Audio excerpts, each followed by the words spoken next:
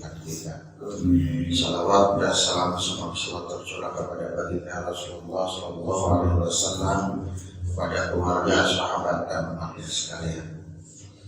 Hadirin muslimin rahimakumullah, alhamdulillah kita telah memasuki satu bulan yang disebut dengan bulan Rajab ini, yang sudah mulai ramai peringatannya, peringatan Isra Mi'raj dan lain sebagainya, yang intinya berkaitan dengan Isra Mi'raj itu sendiri.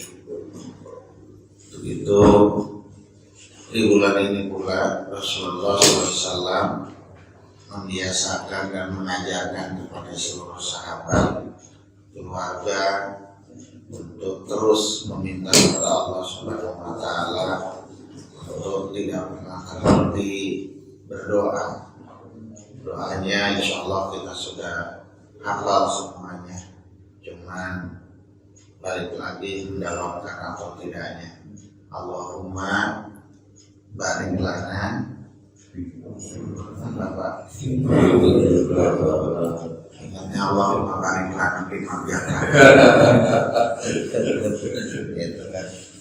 Allahumma barik lana fi Rajab wa Sya'ban wa balikna Ramadan.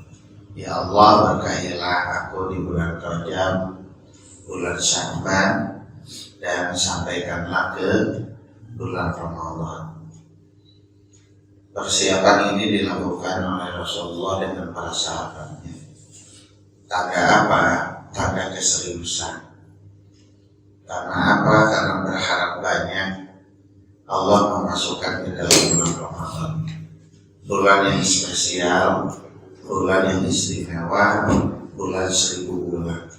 Jadi permintaannya aja jauh-jauh hari. Terutama waktu dulu kita nikah juga kan begitu. Doanya kan dari mulai pacaran aja udah doa, masa lagi doanya. Ya Allah, kan gitu tuh Pak. Kalau dia itu memang baik untukku, maka dekatkanlah. Itu kan baik. Kalau dia tidak baik, maka baikkanlah supaya dekat tuh. Nggak ada lagi pilihan itu. Nggak ada pilihan. Kalau baik kita dekatkan, kalau nggak baik kita dibaikkan supaya dekat. Nah begitu pula tadi berkaitan Ramadan, karena ada keinginan yang benar-benar sampai di bulan Ramadan, Rasulullah berdoa tidak pernah terputus. Allahumma barik lana fi Rajab wa Sya'ban wa balikna Ramadan. Karena kita tidak akan pernah tahu hadirin, apakah kita akan sampai ke dalam Ramadan atau enggak. Karena kita tidak tahu apakah Ramadan besok itu menjadi Ramadan yang terakhir untuk kita atau tidak. Jangan-jangan kita tidak sampai juga ke dalam bulan Ramadannya. Gitu. Maka doa ini harus selalu kita mintakan kepada Allah Subhanahu wa Ta'ala. Hadirin kaum muslimin rahimahumullah. Jadi terlepas dari sebuah persiapan Ramadan yang selalu disiapkan oleh Rasulullah Sallallahu Alaihi Wasallam, Rajab ini pun sebuah bulan yang cukup spesial, di mana Allah Subhanahu Wa Taala memberikan sebuah hiburan kepada Rasulullah yang sedang dilanda, yang sedang dicoba dengan kesedihan yang begitu hebat. Dia ditinggalkan oleh siapa? Menjadi orang-orang yang sangat dikasihinya, ditinggalkan oleh orang-orang yang 1 kali 24 jam ikut membela perjuangan Rasulullah Sallallahu Alaihi Wasallam. Siapa? Yang pertama adalah Khadijah Al-Kubra. Beliau adalah istrinya Rasulullah Sallallahu Alaihi Wasallam yang sangat setia. Dari mulai kaya, siapa yang tidak kenal dengan Khadijah? Sebagai saudagar kaya, sebagai perempuan yang sukses waktu itu, selalu menikah dengan Rasulullah dan memahami bagaimana Islam ini harus disebarkan, agama ini harus ditegakkan, sampai merelakan kehidupan kemewahannya memilih Allah dan Rasulnya. itu sebetulnya Allah panggil untuk kembali ke haribannya. Kullu nafsin dha'iqatul maut. Akhirnya tadi Khadijah meninggal. Lalu pamannya yang selalu membentengi, gitu kan, yang selalu menjaga Rasulullah. Gitu. Abu Thalib itu ya tadi pamannya yang sangat menjaga. Walaupun sampai akhirnya juga dia tidak ikut masuk ke dalam Islam, tapi pembelaannya terhadap Rasulullah begitu luar biasa. Gitu. Nah, dua sosok ini yang menjadikan Rasulullah sebagai manusia biasa sama merasakan kesedihan. Gitu. Akhirnya apa, di bulan Rajab ini Allah memberikan sebuah hiburan secara tidak langsung. Apa hiburannya? Yaitu adalah Isra Mi'raj. Diabadikan di dalam Al-Quran, subhanallah, gitu kan. Jadi Maha Suci Allah yang telah memperjalankan hambanya dari Masjidil Haram ke Masjidil Aqsa dalam satu malam, gitu. Nah, ini kan luar biasa. Ya sama kayak kita jalan-jalan, kalau jalan-jalan naik pesawat cepat, seneng gak Pak? Seneng. Pagi Lion Air ya Pak, sobeknya aja sepaham. Gitu. Gitu. Naik pesawat aja cukup lama. Ini Rasulullah tadi perjalanannya di waktu itu paling kenceng aja kan perjalanan cuma pakai onta, pakai kuda. Ini semalam sudah selesai perjalanan dari Masjidil Haram ke Masjidil Aqsa, naik ke Sidratul Muntaha, gitu.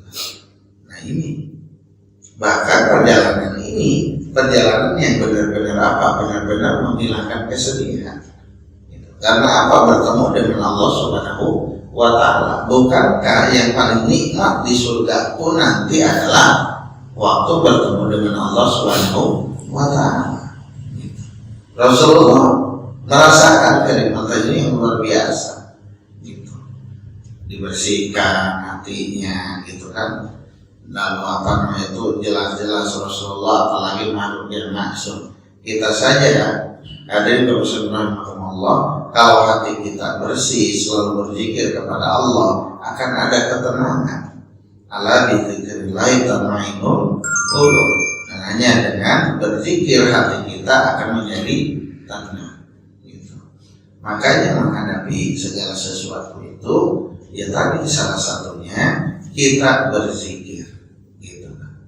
Banyak zikirnya. Makanya kita itu terkadang harus punya amalan-amalan rahasia, amalan-amalan pribadi yang menurut orang lain biasa, namun amalan ini bila mana didawamkan oleh kita terus menerus, ini akan menjadi sesuatu amalan yang luar biasa. Gitu. Ada orang yang setiap ba'da subuhnya tidak lepas dari al-waqiahnya. Ada orang yang tiap ba'da subuhnya tidak lepas dari istighfarnya.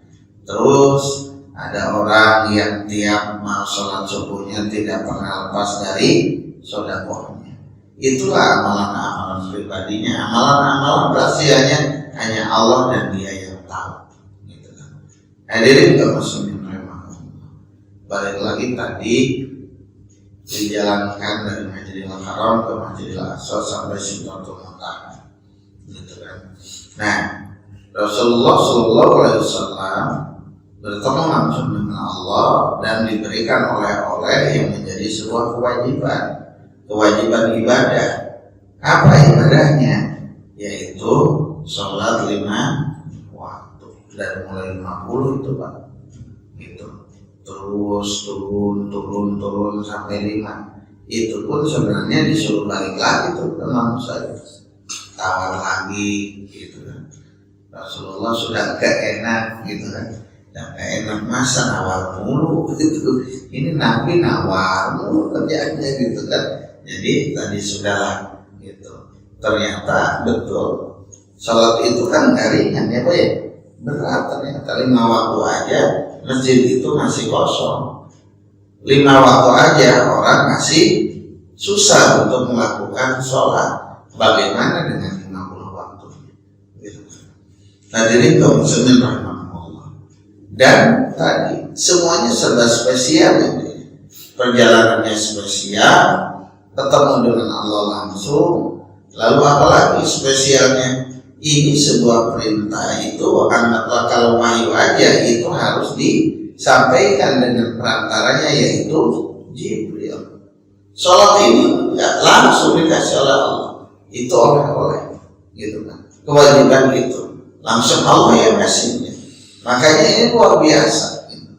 Makanya berkaitan dengan sholat, sampai banyak riwayat, banyak hadis menyampaikan bahwa amalan sekalipun adalah dilihat yang paling utamanya amalan ibadah kita itu salah satunya adalah sholat. Kalau sholatnya baik maka amalan yang lainnya baik. Kalau sholatnya kurang maka amalan yang lainnya adalah kurang. Gitu. Kalau sudah ngomongin sholat ini, bahkan sholat pun ada jaminan. Kalau yang lain itu jaminannya hanya 1, kalau sholat itu ada 2. Apa? Yaitu dengan sholat itu orang akan menjadi orang yang sukses, atau dengan sholat itu kebalikannya akan menjadi celaka.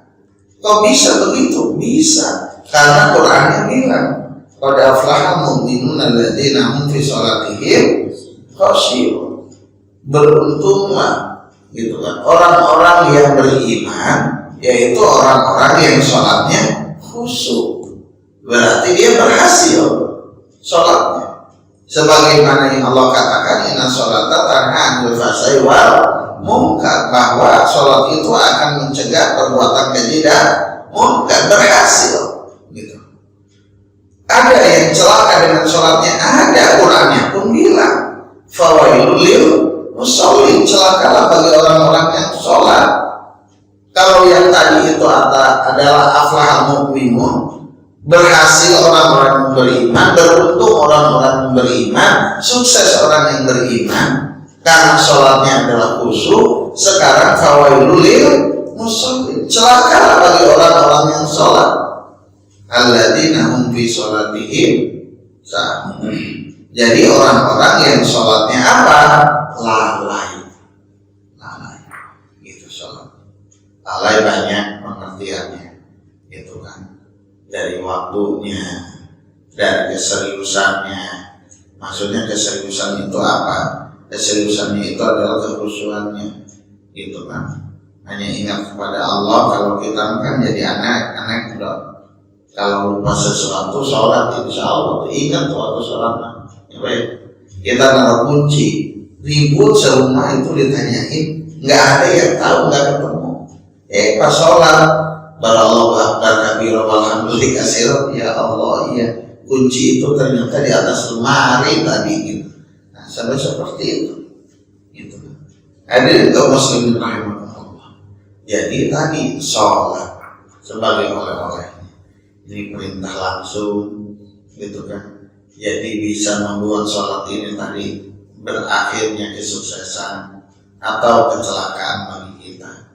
Nah, hadirin kaum muslimin rahimahullah, berkaitan dengan kesuksesan, karena tadi menjamin keberuntungan sampai panggilannya aja lain, gitu kan. Panggilannya aja lain. Dengan apa? Dengan azannya, dengan qomatnya, sampai dikatakan hayya 'alas shalah, dipanggil untuk sholat. Ayo, mari kita sholat. Hayya 'alal falah, ayo menuju keberuntungan, kemenangan, kesuksesan. Tapi kita biasa aja sih nanggepinnya, gitu kan. Padahal Allah panggil, ayo ke sini sholat. Untuk apa? Untuk menuju kemenangan, menuju keberuntungan, menuju kesuksesan, gitu. Karena apa? Karena sisi kemenangan, keberhasilan, kesuksesan itu hanya selalu diukurnya oleh materi. Padahal sholat ini luar biasa, Bapak Ibu sekalian. Rakaat fajar, gitu kan, min khairia wa ma dunya wa ma fiha.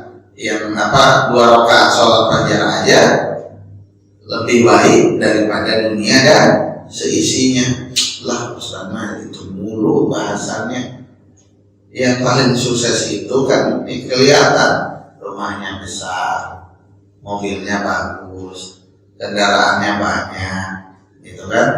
Anaknya sekolah tinggi, bahkan di luar negeri, punya jabatan posisi yang mentereng. Selalu itu kita, gitu kan? Padahal tadi 2 rakaat sholat qobliyah subuh itu lebih baik daripada dunia dan seisinya. Gitu. Tadi tambah lagi berjamaah itu segitu itu sholat sunnahnya Pak. Gimana sholat wajibnya? Gitu kan? Sholat sunnahnya aja sudah begitu. Bagaimana tadi sholat wajibnya? Gitu. Nah tadi berkaitan dengan sholat ini. Sholat adalah sampai disampaikan as-sholatu aliman tudin. Paman apa fakor ada mandi. Paman tarokaha fakor ada mandi. Jadi tadi sesungguhnya sholat itu tiang agama. Barang siapa yang mengerjakannya berarti dia mendirikannya. Barang siapa meninggalkan berarti beruntukkannya. Gitu. Banyak berkaitan dengan sholat ini. Hadirin kaum muslimin rahimakumullah, bahkan ibadah sholat ini sampai mengintisarikan atau mengimplementasikan ataupun miniatur amalan yang disebut dengan arkanul Islam, rukun Islam itu secara implisit ada di dalam sholat. Rukun Islam ada berapa Pak? Rukun Islam pakai mikir-mikir dulu, itu mah pelajaran SD gitu kan, pelajaran SD gitu. Alhamdulillah gitu kan. Nah, arkanul Islam, rukun Islam itu 5 gitu kan. Syahadat, sholat, zakat, puasa, haji gitu. Kalau tadi kewajiban yang lain itu kita mengenal rusonya itu bahkan bisa ditinggalkan ataupun tidak dilakukan. Contohnya apa? Puasa wajib enggak? Wajib. Bagi yang sakit wajib enggak? Enggak. Dia bisa enggak puasa? Iya. Bagi orang sakit mah enggak puasa. Jangankan orang sakit, perempuan aja kalau sedang haid itu wajib puasa enggak? Enggak. Tapi yang satu nih luar biasanya. Hanya satu dalam artian beberapa orang yang bisa meninggalkannya. Salah satunya perempuan yang tadi yang sedang haid kotor gitu kan. Tapi kalau yang lainnya itu yang namanya sholat, Bapak Ibu sekalian, itu wajibnya itu adalah tadi selama-lamanya. Sakit, aduh lagi sakit nih nggak perlu sholat, enggak, wajib. Sholat dibilang kalau lagi sehat maka lebih baik berdiri afdolnya. Kalau lagi kurang sehat bisa sambil duduk, nggak bisa duduk sambil berbaring, nggak bisa berbaring bisa dengan isyarat, nggak bisa dengan isyarat, ya udah disolatin. Nah itu baru bisa berhenti kalau sudah disolatin. Ini berkaitan dengan tadi kewajiban sholat ini luar biasa. Lagi perang aja, Bapak Ibu sekalian, itu kan sholat tidak ada ceritanya, udah ditinggalin aja. Urusannya hanya apa? Perjalanan jauh, urusannya hanya ada jamaah kosong, tapi tetap harus dikerjakan. Makanya kita suka lupa, gitu kan? Apa aja sih yang bisa kita meninggalkan sholat? Suka sedih orang sakit Pak, orang sakit di rumah sakit nggak sholat makin sedih kita. Harusnya kan semakin sakit dia semakin ingat apa? Ingat kematian. Tapi terkadang lupa. Ditanya sholat belum, ini lagi nggak enak badan, gitu kan? Gitu. Makanya saya itu di rumah sakit itu kita si perawat itu harus ngedatangin Pak. Waktu azan itu didatangin. Sholat, disuruh sholat, nggak bisa dulu kita bantu duduknya, nggak bisa dengan air kita siapkan tayamum padnya. Kalau nggak bisa ditembok aja, ada apa? Ada debunya, silakan aja, gitu. Karena apa? Karena kewajiban ini nggak pernah gugur, harus dikerjakan terus. Gitu. Justru harusnya orang semakin susah, semakin sulit, semakin sakit, harusnya lebih dekat dengan Allah Subhanahu wa Ta'ala. Nah, balik tentang permasalahan sholat ini. Sholat ini tadi, miniatur rukun Islam itu hampir semuanya ada dalam tatanan sholat itu sendiri. Syahadat jelas bacanya aja, kan ada kan? Syahadat di tasyahud, gitu kan? Syahadat. Khawatir apa? Khawatirnya tadi beberapa saat jeda antara zuhur ke asar sudah membatalkan syahadat kita, sudah menggugurkan syahadat kita, maka kita syahadat lagi, gitu loh. Asar ke maghrib kita nggak tahu ada apa, perjalanan dari asar sampai maghrib kita sudah syahadat lagi, sampai isya, subuh, terus seperti itu, gitu kan? Syahadat udah jelas ada di dalam sholat. Sholat udah jelas lagi. Zakat itu berarti mengeluarkan apa? Mengeluarkan hartanya, gitu. Kalau dalam kehidupan ini yang paling penting atau yang paling besar manfaatnya itu apa? Waktu. Maka dari waktu itu secara tidak langsung dizakatkan. Kayak apa, harta kita kan 2,5% ya tiap tahunnya. Selain zakat fitrah, kita kan kenalnya zakat fitrah nih, setahun sekali hartanya dijakatin Pak. Emasnya Bapak banyak emas di rumah Pak? Banyak ya? Sudah banyak. Mas, gitu. Ada emas di rumah? Lebih 85 gram itu harus dizakatkan tiap tahun, gitu. Makanya orang yang numpuk emas itu, makanya Rasulullah itu tidak senang dengan makanya di Islam itu nggak ada cerita saving atau nabung, bukan, adanya itu investasi. Terus investasi dalam artian kan usaha namanya, gitu kan? Karena apa? Karena tadi ada zakatnya. Emas ini sudah 85 gram, itu kena 2,5 gram.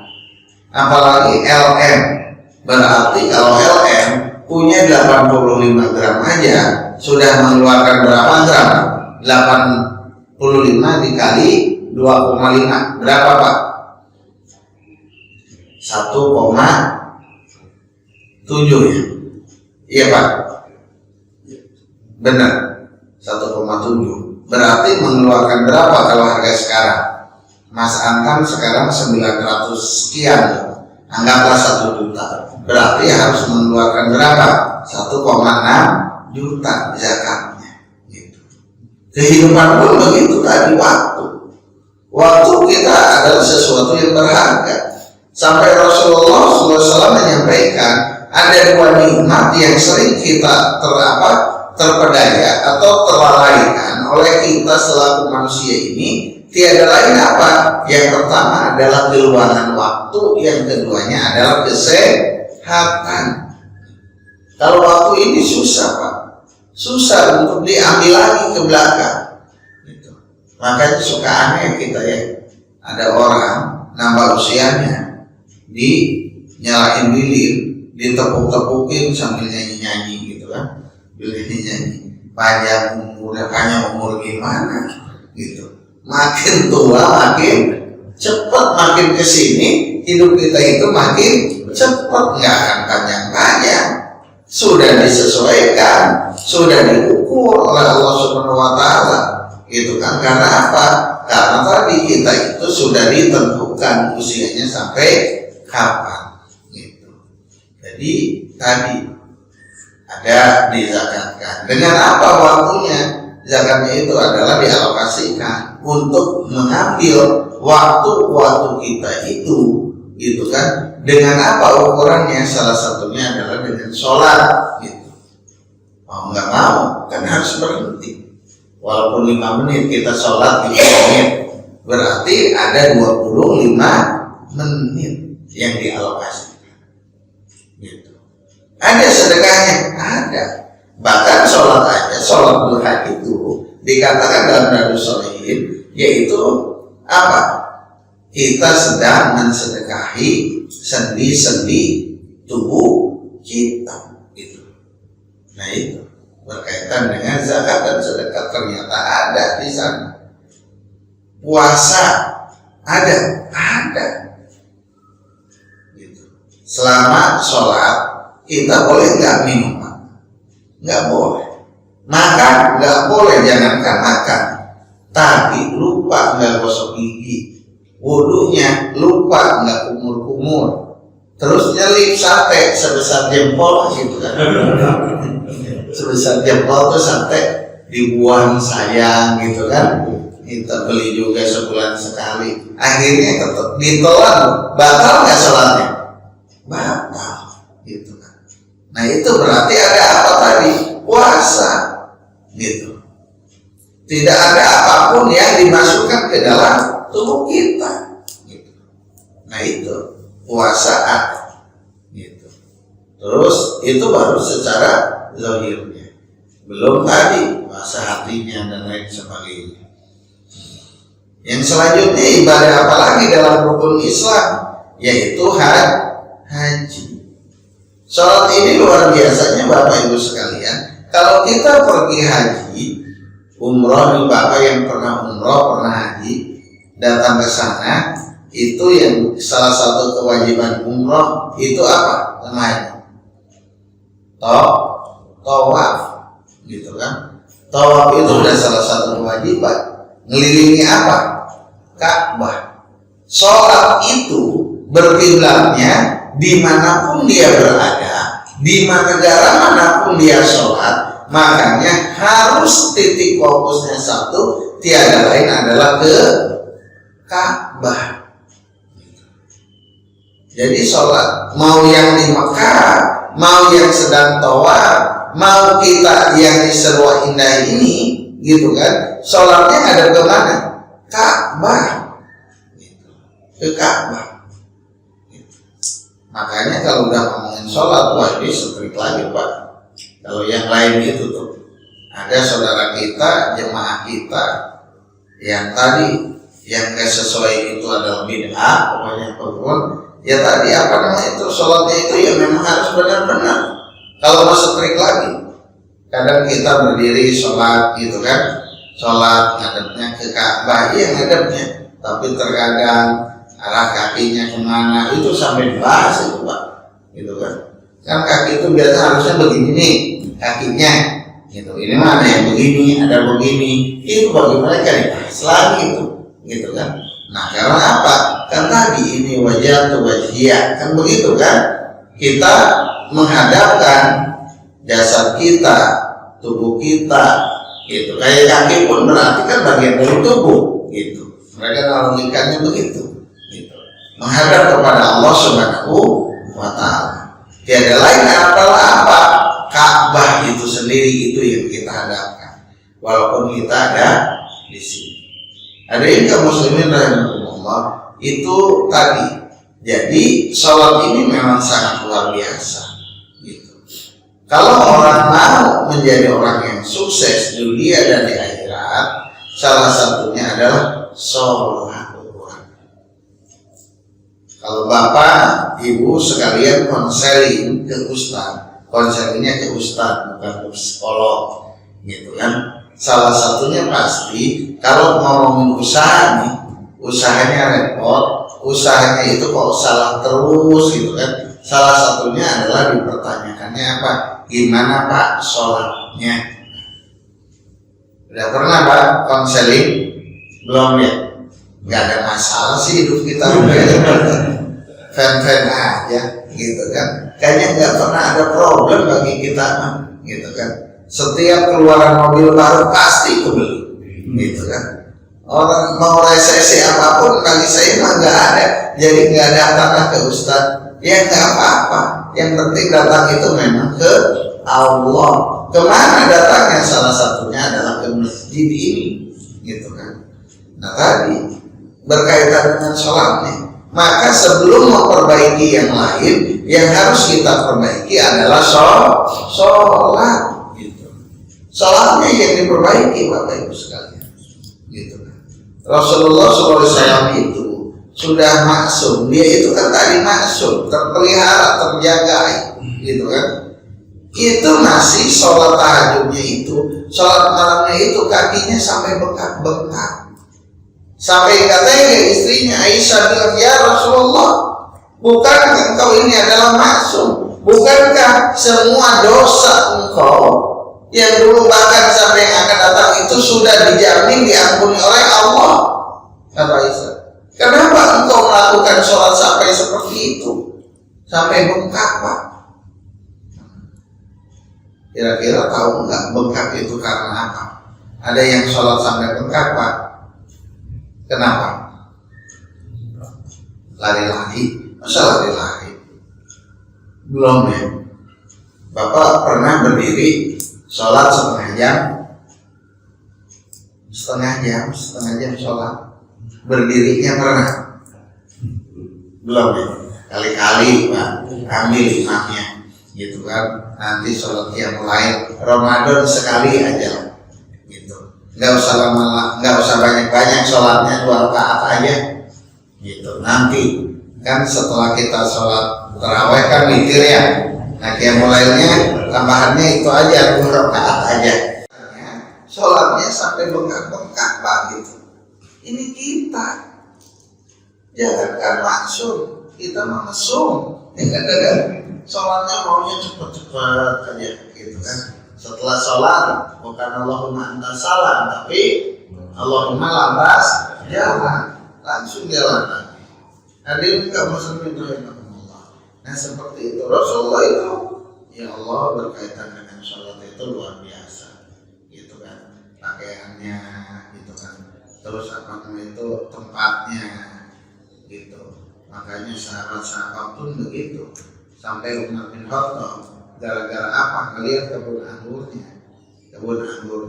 lalu dia telat berjamaah, itu menyesalnya minta ampun. Sampai dia apa?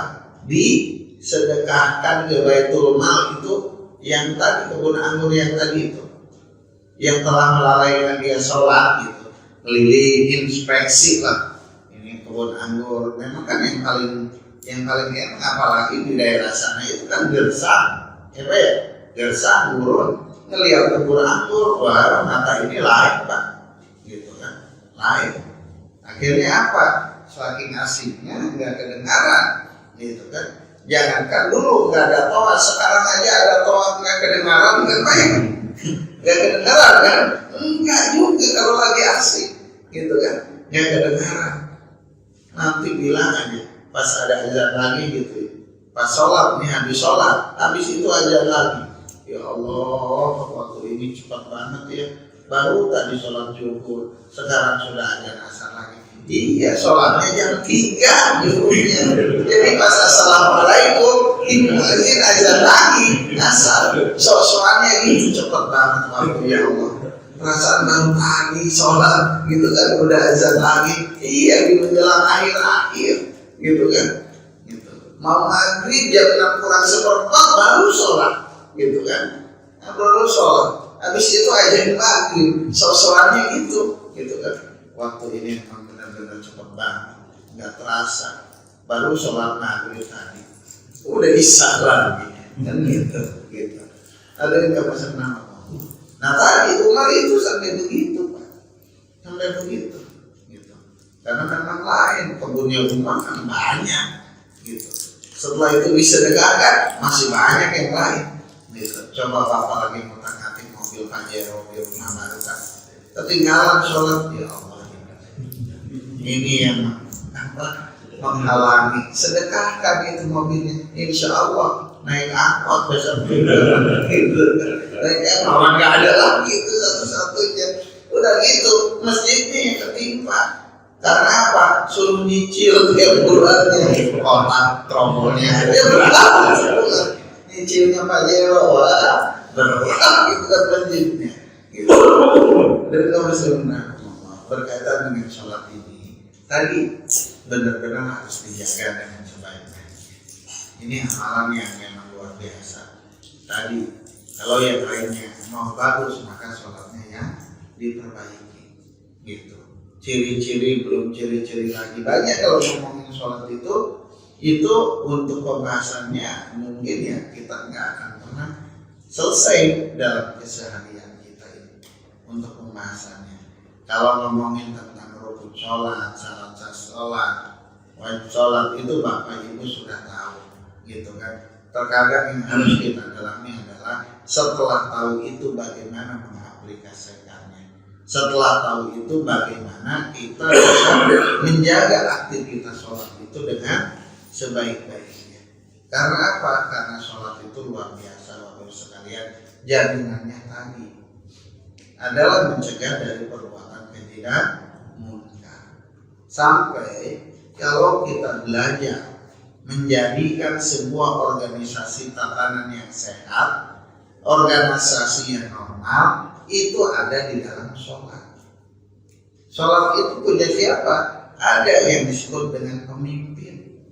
Sama seperti di komplek kita, di negara kita kan ada pimpinan. Siapa pimpinannya? Adalah imam, gitu kan. Dan kita tahu salat imam pun kan nggak mudah. Bacaannya harus bagus, harus baik, hafalannya lebih banyak, pemahaman agamanya lebih baik, gitu kan. Kalau kurang, ya udahlah jadi makmum aja, gitu. Sama di negara pun kan harusnya begitu. Berarti yang harus lebih baik, pemahamannya lebih baik, pengetahuannya lebih baik secara keilmuannya, gitu. Itu di dalam sholat itu diajarkan, gitu. Bahkan imam itu dari awal sampai akhir, makmum nggak boleh walaupun dia pintar. Imam cuma lulusan SMP, saya SMA S1, udahlah sebelum imam ruku dulu, itu nggak ada, gitu kan? Nggak ada. Tetap aja kata imam ruku, kata imam sujud, gitu. Itu sholat seperti itu. Nggak mengenal yang namanya dia itu lulusan apa, nggak mengenal jabatannya apa, status sosialnya apa. Yang jelas semua makmum harus turut kepada imam, gitu. Yang keduanya apa? Terus kalau begitu ditator dong Pak. Lah ditator pun kalau kita belajar tentang ilmu kepemimpinan, gitu kan, itu tidak semuanya itu jelek Pak. Karena otoriter itu kalau menurut ilmu kepemimpinan itu yang sifat positifnya itu mampu mencari atau mencapai target yang telah ditentukan dengan sebaik-baiknya tanpa alasan-alasan yang bisa dikerjakan atau dimanfaatkan oleh bawahannya. Itu otoriter. Makanya dulu Adolf Hitler, gitu kan, yang Nazi di Jerman itu, dia sukses karena apa? Karena tadi keotoriterannya, gitu. Nah, seperti itu. Terus bagaimana kalau salah imamnya? Tetap kan ada demokratis, ya. Bahkan bukan hanya demokratis, makmum wajib mengingatkan imam, menegur imam. Lupa bacaannya, salah bacaannya, salah lupa jumlah rakaatnya atau gerakannya, makmum kan harus mengingatkan, ya Pak. Bagaimana mengingatkannya? Dengan membaca Subhanallah. Jadi tadi berarti dengan menyampaikan yang baik dan tidak menggugurkan aktivitas sholatnya. Kalau menggugurkan gimana? Ngingetin sih ngingetin, tapi tadi semaunya ngingetin, wih salah, nggak begitu juga. Cukup Subhanallah. Tahu imam itu kalau ada yang ngomong Subhanallah berarti ada yang salah. Itu miniatur kehidupan kan, begitu. Jadi itu imam. Sama seperti kita di rumah, imamnya siapa? Kita sebagai kepala keluarga. Kita punya hak untuk membawa keluarga ini sampai sukses, sampai ke akhirat, gitu loh. Makanya kerjakan dengan sebaik-baiknya. Jangan sampai ada cacat, apalagi membatalkan untuk kesuksesan itu. Punya anak, pakaiannya harus dirapikan. Bukan sekedar rapi, bukan sekedar estetika, tapi adalah syariatnya yang diutamakan. Gitu. Nah itu. Lalu boleh nggak dikoreksi? Boleh. Gitu. Selama itu adalah untuk apa? Untuk kebaikan. Kayak tadi dikoreksi oleh makmum. Tapi koreksinya juga makmum nih tadi yang santun, gitu kan. Tapi santunnya jelas. Kalau udah beberapa kali nggak bisa diingatkan ya sudah, kan gitu kan. Tadi nggak muslimin Allah sampai seperti itu, gitu. Makmumnya boleh mengingatkan, gitu kan. Imam pun jangan kesel kalau diingetin. Ini subhanallah mulu kayak tahu aja bercanda, nggak begitu. Koreksi lagi sama dianya, gitu kan. Koreksi lagi, apa tadi yang salahnya ya, gitu. Nah seperti itu. Hadirin kaum muslimin rahimakumullah. Ini berkaitan dengan karena sholat ini tadi.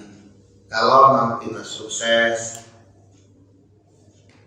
amalannya adalah salah satunya adalah sholat. Memang sholat itu diminta untuk apa? Untuk mencapai kemenangan, gitu. Di dalam keluarga, di dalam bernegara, tadi seperti tadi, maka belajarlah untuk apa? Untuk yang namanya sholat, gitu. Kalau sholat, ya Allah sama, semua orang akan sama. Di saat pertama yang duluan, bukan karena jenderal, bukan karena pimpinan, tiba-tiba datangnya belakangan, apalagi masbuk. Waduh, itu ada tuh pimpinan kita. Ayo Pak, silahkan masuk, silahkan ke depan, batal sholatnya. Seorang pimpinan pun kalau datang di belakangan ya udah di belakang sholatnya. Kita walaupun biasa di depan sholatnya, gitu kan. Nah ini berkaitan dengan sholat, gitu. Karena apa? Karena sholat pun berkaitan kewajiban. Rasulullah SAW itu tadi dengan syaratnya itu memang dekat. Terkadang apa? Terkadang dia suka jalan, gitu kan, silaturahim kepada rumah sahabat-sahabatnya. Waktu itu ada yang dikenal dengan yang namanya Ummu Maktum.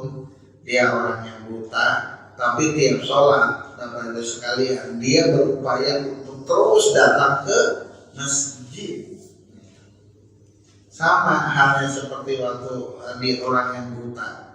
Waktu Rasulullah SAW datang mengampilinya, bawa oleh-oleh, gitu kan, ke rumah Ummu Maktum, ingin melihat rumah saudaranya. Assalamualaikum, waalaikumsalam, masuk ke rumahnya Ummu Maktum, lalu ngobrol, gitu kan, sambil minum teh, gitu kan, kayak kita kayak kacang, gitu kan, dibawakan. Lalu sebelum Rasulullah pulang, maka ditanya oleh Ummu Maktum, ya Rasulullah, engkau tahu segala keterbatasanku.